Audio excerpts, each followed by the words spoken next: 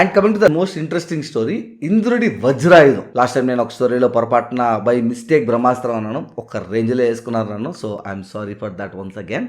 And ఇంద్రుడు వజ్రాయుధానికి ఒక connection ఉంది శనీశ్వరుడికి. అదేంటంటే ఇంద్రుడు వజ్రాయుధం తయారు చేసింది దదీచి అనే ఒక మహర్షి బోన్స్ నుంచి. అది చాలా మందికి తెలిసే ఉంటుంది. అండ్ ఎందుకు అంటే శనీశ్వరుడు పుట్టిన తర్వాత చేసుకొని ఆయన హ్యాపీగా ఆయన పని ఆయన చేసుకునే టైంలో ఏమవుతుందంటే ఉత్తరాసురుడు అనే ఒక రాక్షసుడు బ్రహ్మకి పూజ చేసుకునేసి నేను అందరినీ ఓడించగలగాలి అనే ఒక భయంకరమైన పవర్ తీసుకుంటాడు అనమాట. తీసుకునేసి ఇంకా దేవతల్ని కొడతా ఉంటాడు. అయ్యా గ్యాప్ లేకుండా తరింతరం కొడతా ఉంటాడు. ఇంకా వాళ్ళ వల్ల కాదు, ఏం చేయాలి రే అనుకుంటా పరిగెత్తుకుంటా పోయి బ్రహ్మదేవుడికి వెళ్ళి ఏం చేయాలయ్యా వాడు సాగు కొడుతున్నాడయ్యా మమ్మల్ని అని చెప్పినప్పుడు ఆయన దదీచి అనే ఒక మహర్షి శివుడికి పూజ చేసి ఆయన అస్థికలకి వజ్రంతో సమానమైన స్ట్రెంత్ ఉండాలి అని చెప్పి వరం పొందాడు. ఆయన అస్థికలు ఇస్తే దాంతో ఒక ఆయుధం తయారు చేసి ఆ ఆయుధంతో నువ్వు ఉత్తరాసురుని ఓడించచ్చు అని చెప్తారనమాట.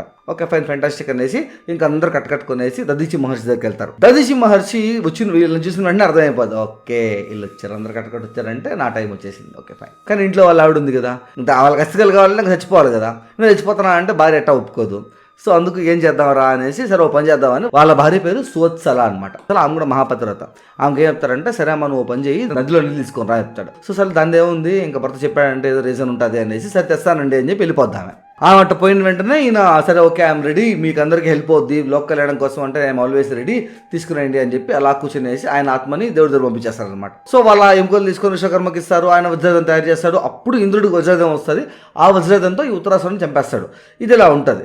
ఈ లోపల సువత్సలాదేవి నీళ్ళ కోసం వెళ్ళింది కదా, ఆమె తిరిగి వచ్చేసరికి మునీశ్వరుడు భార్య కాబట్టి ఆమె కూడా కొంచెం ఈ పవర్స్ ఉంటాయన్నమాట. ఆమె కళ్ళు మూసుకుని ఏం జరిగింది మొత్తం తీసుకునేసి నన్ను పంపించి నా మొగుడిని చంపేస్తారు మీరు అనేసి ఇంకా ఆమె చాలా కోపం వస్తుంది. ఆమెకు శాపం ఇస్తుంది. అది ఇంకో లాంగ్ స్టోరీ అనమాట, దానికి చాలా లాంగ్ స్టోరీ ఉంటుంది.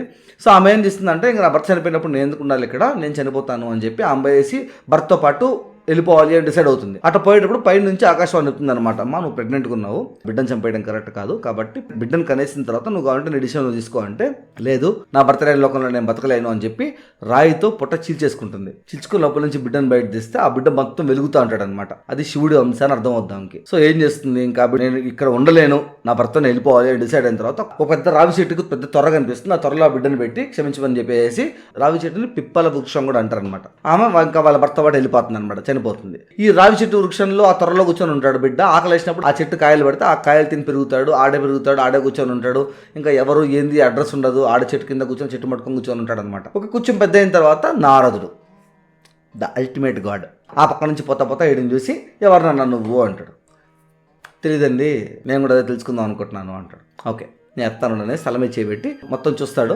అరే నువ్వు దదీచి మహర్షి కొడుకురా, నువ్వు నీకు అర్థం కావట్లేదు, ఇప్పుడు దేవతలు బతికి హ్యాపీగా రాజ్యం వెళ్ళుకుంటున్నారంటే అది మీ నాన్న పెట్టిన భిక్ష, మీ నాన్న వల్లే అని చెప్తాడు. సరే ఇప్పుడు మా నాన్న చనిపోవడానికి కారణం ఏంది అంటే శనిదేవుడు మీ నాన్న పైన ఉన్నాడు కాబట్టి ఆ టైంలో దానివల్ల మీ నాన్నకి ఆ కాన్సిక్వెన్సెస్ వచ్చాయి. యంగ్ ఏజ్లోనే 31 yearsకి చనిపోవాల్సి వచ్చింది మీ నాన్న అని చెప్తాడు. సో శనీశ్వరుడు వల్ల జరిగిందనమాట. సరే ఇప్పుడు నేను ఇట్లా అమ్మ నాన్న లేకుండా తిండి తిప్పలు లేకుండా ఒక చెట్టు కింద కూర్చొని బతకాల్సిన కర్మ నాకెందుకు ఈ కష్టాలన్నీ అంటే మీ తల మీద కూడా శనీశ్వరుడు కూర్చొన్నాడు కాబట్టి ఇలా జరిగింది అని చెప్తాడు. స్పాట్ పెట్టాడు శనీశ్వరుడికి. సో ఇదంతా అయినాక నన్ను ఏం చేయమంటారు అంటే అది నువ్వు డిసైడ్ అవ్వాలి, నేనేం చేయలేను, కాకపోతే బ్రహ్మదేవుడిని రప్పించడానికి నీకు నేను వరం ఇవ్వగలుగుతాను అని చెప్పి మంత్రం చెప్పి వెళ్ళిపోతాడు. నారాయణ వెళ్ళిపోతారు. పెట్టాల్సిన వంట పెట్టేశారు కదా. ఇప్పుడు ఈ పిల్లాడికి అడాల్సెంట్ బుడ్డ పిల్లాడికి పిచ్చి కోపం వస్తుంది అనమాట. చిన్న పిల్లాడిని కూడా లేకుండా నేను ఇన్ని సంవత్సరాలు ఇబ్బంది పెడతాను, చెప్తాను ఈ సంగతి చెప్తాను అనేసి ఆ మంత్రం తెప్పించుకుంటా ఘోరత బస్సులోకి వెళ్ళిపోతాడు అనమాట. బ్రహ్మదేవుడు వచ్చేంత వరకు కట్టే కూర్చుంటాడు. బ్రహ్మదేవుడు వచ్చిన తర్వాత బ్రహ్మదేవుడి ద్వారా కొన్ని వరాలు పొంది 9 గ్రహాల్లో ఉండి శనీశ్వరుడిని పిలిచి కిందకి పిలిచి బందీ చేస్తాడు. పోనీ డాడికి ఇంకా అందరూ ఊరే ఆయన శనీశ్వరుడు లేకపోతే లోకం మొత్తం ఆయన అన్యాయం అయిపోద్దురా, అసలు ఎవరి పాపాలకి వాళ్ళు బతుకున్నప్పుడు వాళ్ళ పాపాలకి పాపకర్మాలు ఉండవు, ఎక్కువైపోతాయి పాపాల వల్ల, సో వాళ్ళని వదిలేనా అని చెప్పి మాడుతూ వస్తారు. ఓకే వదిలేస్తాం ఆన్ 2 conditions. ఫస్ట్ కండిషన్ 15 సంవత్సరాల లోపలుండే ఏ పిల్లాడిని నువ్వు పట్టకూడదు. 15 సంవత్సరాల తర్వాత వాడికి ఫుల్ కాన్షియస్నెస్ వస్తుంది, వాడి మైండ్ వాడి కంట్రోల్లోకి వస్తుంది. అప్పుడు వాడు తప్పు చేస్తే అది పాపం అవుద్ది. 15 సంవత్సరాల లోపలుండే వాడు అమాయకత్వంతో చేస్తాడు, తెలియనితనంతో చేస్తారు కాబట్టి వాడు నువ్వు పట్టకూడదు అన్నాడు. ఓకే సైన్ గివెన్ అని చెప్పి చేస్తారనమాట. ఇంకా రెండో వారం నాకు తల్లిదండ్రులు లేకపోయినా కూడా ఈ పిప్పల వృక్షం అంటే ఈ రావి చెట్టు అనేది నాకు నీడనిచ్చి ఫుడ్ పెట్టింది కాబట్టి ఎవరైతే రావి చెట్టుని పూజ చేసి దానికి నీళ్లు పోసి చేస్తారో వాళ్ళపైన నీ ప్రభావం ఉన్నా కూడా దాన్ని తగ్గించాలి అని చెప్తాడు. ఓకే గివెన్ అని చెప్తాడు. ఇంకా పంపించేస్తారనమాట, సరే పో అని చెప్పి. తర్వాత ఆయనకి చాలా బ్యాక్ స్టోరీ అలా అలా అలా పోద్ది. ఇంకా ఇదే ఇంకా చాలా చాలా స్టోరీస్ ఉన్నారా చెప్తా అంటే పోతానే ఉంటాయి. సరే ఓకే ఫైన్, ప్రస్తుతానికి అలా అవుతుందన్నమాట. ఇంకా ఆంజనేయ స్వామిది శనీశ్వరుడిది స్టోరీ కూడా ఉంటుంది, చాలామందికి తెలిసే ఉంటుంది. లేదనుకుంటే కింద కమెంట్ బాక్స్లో చెప్పండి, దాన్ని సపరేట్గా ఒక స్టోరీలు చెప్తా. ఓకే, ఇప్పటికే నేను 3 స్టోరీలు చెప్పాను, వీడియో అంతలా ఎంత వస్తుందో ఏమో అర్థం కావట్లేదు నాకు. ఓకే, ఏమో అలా పోతా ఉంటాయి, ఒకదాని కూడా కనెక్టెడ్ చాలా ఉంటాయి. అసలు బ్యూటిఫుల్ హిస్టరీ రామ్ ఉంది సీరియస్లీ. మీరు ఒకసారి వెళ్ళి మన దాంట్లో హిడెన్ స్టోరీస్ కూడా చెక్ చేయండి.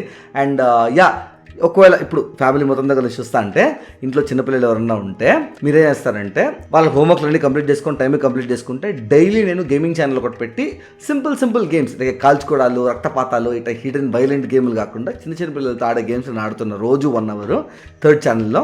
దాని లింక్ కింద ఇస్తాను, వాళ్ళకి నాతో పాటు ఆడే ఛాన్స్ వస్తుంది. సో ఆడకి రమ్మని చెప్పండి. ఓకే, అండ్ ఇట్స్ ఓకే, మీ నా అబ్బాయి నమ్మకం ఉంది కదా, నేను మంచి మాటలు నేర్పిస్తాను, లేకపోతే కొద్దిసేపు ఆడుకుంటాం అంతే, అరుచుకుంటా ఆడుకుంటాం 1 hour డైలీ 1 hour.